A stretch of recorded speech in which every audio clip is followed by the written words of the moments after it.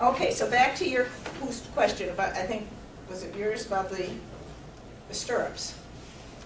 When you sit further back, you're further away from the stirrup bars. And if you have tiny feet, you're going to be in a chair seat. You know, actually your shoe size affects saddle fit. It's strange as it may seem. Actually, it's shoe size combined with femur length. Yeah.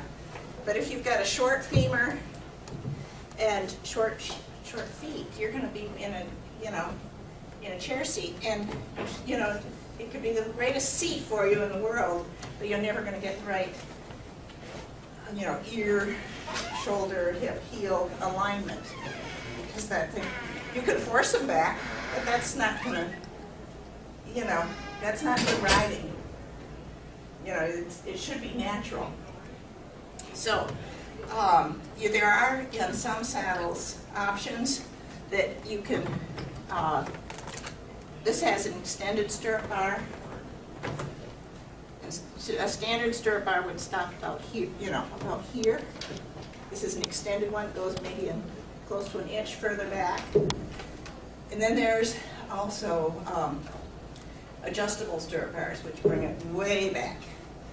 Like the one you have there, the well-up bar? Yeah, the well-up bar, it will help bring it way up. Yeah, it will. Yeah. There's some more bulk in that under your leg. But anyway, changing stirrup bars can be done on some saddles, but it's expensive because you have to go down to the tree to get to them. This is the point they're attached to, when the saddle is built, this is when it's attached, the stirrup bars are put on. And there's also got to be enough skirt here to cover, and enough opening here, which this saddle does not have, to fit that new piece of hardware. Let me see, what else? Any other questions before I go on? I do. Yeah. I'm sorry to go back to the beginning, but you were That's talking okay. about flocking and things, and when we get in consignment saddles, I mean, is there an easy way to tell if something... Well, it's a good question. Yes. Did everybody hear the question? If you have a saddle that you don't really know, how can you find out what's in it as far as flocking in the panels? Partly you can tell by feel. Is it soft and cushy? Well, foam can be soft and cushy. Another trick, you look underneath, and it all looks nice and smooth, but run your hand down. No, I'm getting off track here. I'm going to tell you something else.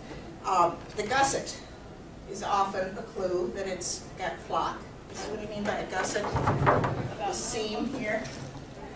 And you can also sometimes reach in. I don't know if this one can. You can find stuffing holes. And it takes a bit of searching. But once you find it, because it's well concealed in here, I'm having trouble finding it, but if you can find it, you can grab a little piece of, let's see here. What have I got? Stuffing wool flock. Yeah. and it's, so, you can sometimes find out that way. Otherwise, you're going to have to call the manufacturer and find out.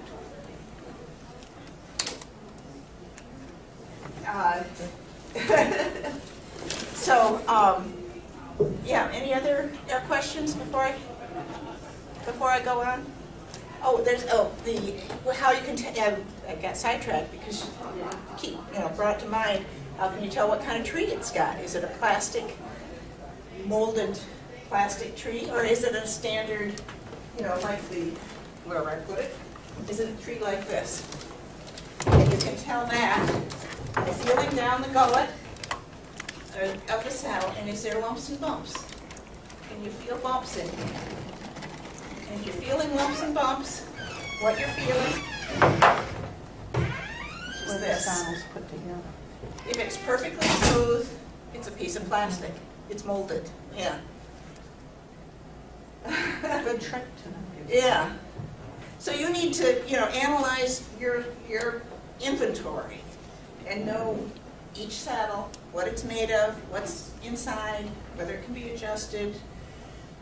And sometimes you need to call the manufacturer and find these things out if you can't tell. But you need to level with your customers so they know what they're getting, and they will, realize that you're going to be honest with them. Yeah. Okay, I just want to bring up, because you guys do this, and is when you say the adjusted, we send you saddles, and even if it's not an adjustable tree, we give Ruth a measurement, and they literally adjust the metal tree. It doesn't have to be an adjustable saddle. Right. That's Good a point. misnomer. Yeah. People don't understand that you actually can squash it. Yeah, like there's a, a machine. like a George There's Foreman. a press. Yeah, it just squishes it narrower Except she or puts it in the George. spreads it out wider. And we can actually do things like flare the points out a little bit. If sometimes that's all that's needed. It fits fine here, but the points are poking in, and you can flare the points a little bit. So there's certain things we can do to, this is forged steel. And it's not just your saddles. That's Oh, there's a everything number you've of got. saddles. Yeah. We send her any saddle, and they'll either say yes or no, depending on the brand, if it works. Yeah, yeah, sometimes we cannot do it. And we've had the experience of some, that it's a certain alloy that they're using here that is, it's got a memory to it. We put it in the machine, we get it all spread out, and it's, it seems to be right. We said, okay, we take it out of the machine and we set it aside and go on to do something else, and then boing! It just pops back into its original shape again. Some companies are, let's say they're interested in selling more saddles. Well, so am I interested in selling more saddles, but the way they sell more saddles is by having people believe that it can't be adjusted, or making something that cannot be adjusted, so that as the horse changes, they have to get a new saddle. And that's the key thing that you just said. A lot of people don't realize that their horse changes. If they have the same horse for 10 years, it's going to be totally, it's like a kid that's growing, or a kid that's changing, or as we age and we droop. Yes, we don't So stay the we same. have to adjust to the horse. Very right, Karen. Yeah, very right. Yeah. Yes. How far back in time have these been able to be adjusted? I mean, The old saddles that ones- were made 40 years Oh, ago. yeah. And, Oh, pardon? well, definitely 40 years ago it can be done. Yes. It could be adjusted. 50? Most likely. Yes. Okay, 50 like Steubens Oh, and yes. things like that. Yeah, we do it all the time. Okay. Yeah. All I right. never knew that. I thought you only I never did adjusted either. your saddles. Oh no, we adjust all kinds. All Okay. kinds. That is good to know. And also, is the type of material like the flocking or the foam or the air bladders, does that determine the quality of the saddle? I mean, is it cheaper saddle made with foam usually, or? Not always. Okay. Pricing of things does not in the equine industry necessarily reflect what, Okay. it's more of a supply and demand, and you create a demand with a lot of advertising, and people want this saddle, the trends, what's the champion riding, and so sometimes you have some very expensive saddles, $5,000 saddles that have foam in here. Okay. It's a cheaper way to construct a saddle. Mhm. You don't have to have a skilled person, making that wool all nice and smooth and fluffy in there. You just squirt it in, Anybody can do it. And so they make a bigger profit, And foam will eventually get hard. It crumbles. Yeah. It doesn't age well. Flock will also get compressed and compacted. Mhm. It can be pulled out and replaced. The foam, we've had people come, have us replace the foam, take the foam out. It no longer fits their horse. It's old and hard and stuff. But the seat, they love the seat. Okay, well, we can take that foam out. There's two different prices depending on whether it's glued to the leather of the panels or whether it's just loosely in there, Mhm. you know. And if we have to pick off piece by piece the foam that's glued That's the to other the, price. that's the high price. That's the other price. Yeah, if we can just manage to open it up and slip it out and replace it with, you know, with flock, we can do that, and it's far easier. Now, I say wool flock, there's different things. Wool flock can be, like I just showed you, the white fluffy virgin wool flock, which is what we use. There can also be, and they're perfectly honest in this statement, it is wool flock, but it may not be virgin wool flock. It could be a product that we call shoddy. And shoddy has come to mean, in a general language, something that's inferior quality, you know, junky stuff. Well, there is actually a product called shoddy, and it's a byproduct of the textile industry, and they sweep up the floors, and any scraps and stuff get sent to the shoddy mill. The shoddy mill grinds it all up, and it produces its wool. If it's, you know, if the wool, the stuff going in is wool, then it's coming out as wool, you know. But you'll find in it little bits of thread, there's different colors, some of it's like bits of carpet. You know, they're just,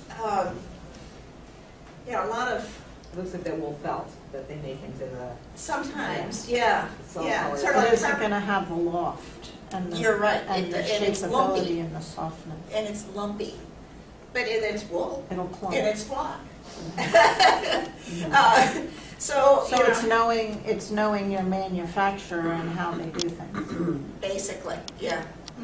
So the saddles from like 40, 50 years ago, like a Steuben that you would get, an older Steuben saddle, can you assume that they were made mostly with flock? Would they have a wooden tree or? Actually, the Steubens that were made 40 years ago are better than the ones that are made 50? today. Okay.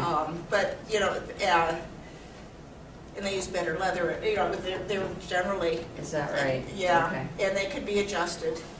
They're one of the ones that make us, the tree that boing back into the old position. So, at least some of them, you know, so. It's the word spring tree. That's, In more ways than one. in more ways than, actually, the spring, for spring tree, comes from this part here, and that's spring steel, which allows the wooden part to be thinner, because you've got the steel supporting it, and because it's thinner, you can bend it. And that's why it's called a spring tree, and so you can feel the motion of the horse, you know, you can feel their movement. If it's a solidly, oops, I lost my little thing here. If it's a solid piece of, you know, plastic, it usually doesn't bend, and it's hard and you know, rigid, which has got to be not very fun for the horse. I don't know. Well, thank you for answering all those questions. Oh, you're- Sorry I got you so You're off very- course. That's but- quite all right.